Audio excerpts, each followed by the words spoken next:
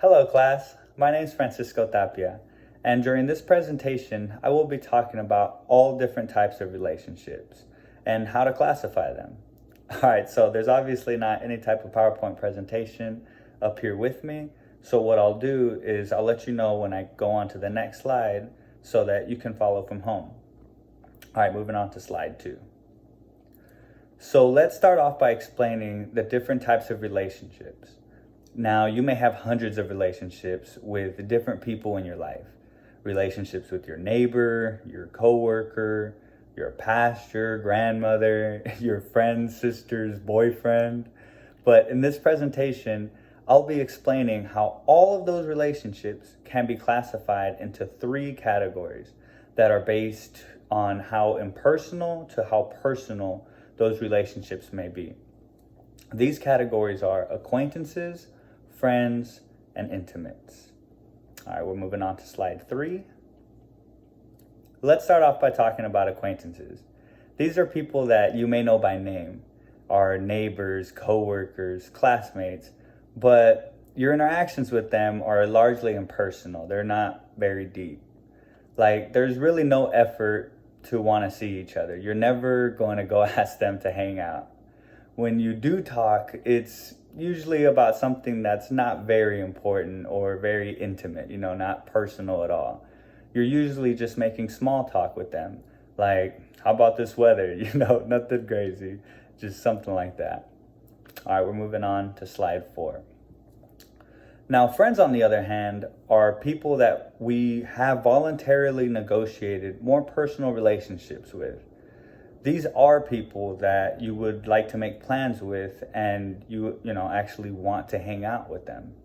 You guys probably have something in common and usually do that one activity together. Like my wife.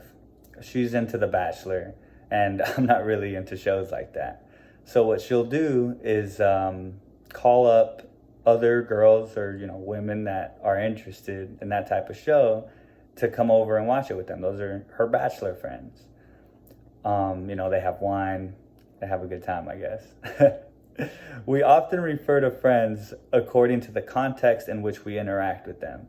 Like a work friend would be your work friend, or my friend from soccer would be my soccer friend. These friendships usually last as long as the activity is there. Like if my wife's Bachelor friend stopped liking that show, that may cause them to stop hanging out or really communicating. Or let's say my friend from work moved to a different company or to a different state, that might cause us to, fizzle out and not keep the relationship going. All right, we're moving on to slide 5. And that leads me to the final category, intimates. Intimates are people that we share a high degree of interdependence, commitment, disclosure, understanding, affection, and trust. These could be our really good friends that we love, our wife or husband, or our family.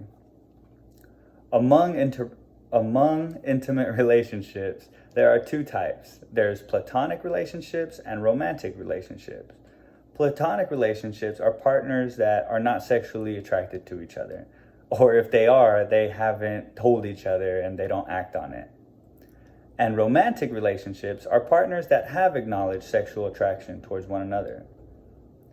Intimate relationships are incredible, man. They make you feel secure and make you feel like you belong. But unfortunately, Americans don't have that connection with many people these days.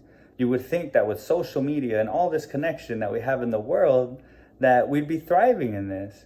But only 50% of Americans identify as having even one intimate relationship beyond their family.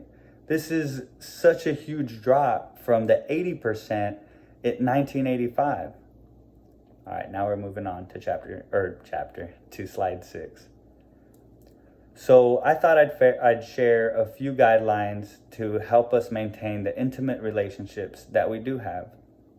The first is to be dependable, so that those that we care about know that they can rely on us. This will let them know that they can trust you and that you actually care about them. The second is to be responsive to your partner's needs. make sure that you put them first as much as possible. Like my wife, for instance, if she were to come home and it's obvious that she's had a bad day, I'll probably drop what I'm doing, even if I'm really enjoying my time, to comfort her. The third is to be faithful. And this simply means to be loyal to that person. Like if they tell you a secret, make sure you keep it, things like that. And finally, try to always be transparent. This is usually harder for us guys, but this is very important because if you don't communicate what's going on, then there's not much you can do if a situation isn't going right. There's not much you can do to make it better if you don't, communicate. All right, so we're moving on to the 7th and final slide. So this concludes my presentation. I hope I have helped you understand how you can classify all types of relationships into 3 categories: acquaintances, friends, and intimates.